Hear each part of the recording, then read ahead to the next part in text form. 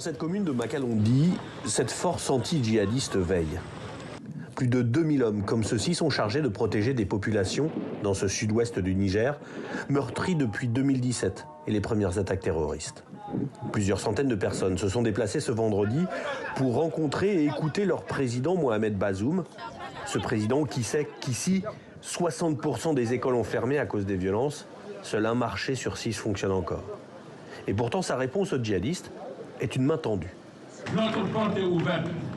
Nous pouvons leur donner une autre chance dans la vie, pourvu qu'ils renoncent à ce qu'ils sont en train de faire. Nous sommes en train de concevoir des plans de démobilisation en leur faveur et de réinsertion dans la société.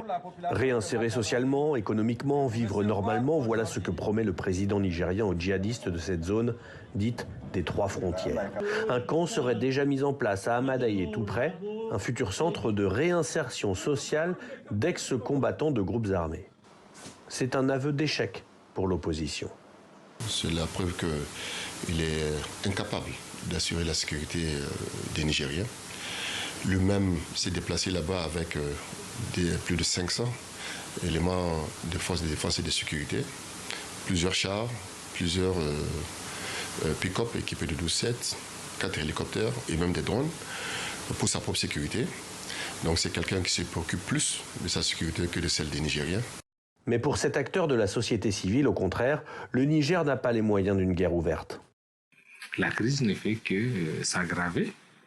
Et on voit bien au Burkina, au Mali, au Niger, c'est toujours une bonne chose vraiment de laisser une porte à la discussion, au dialogue.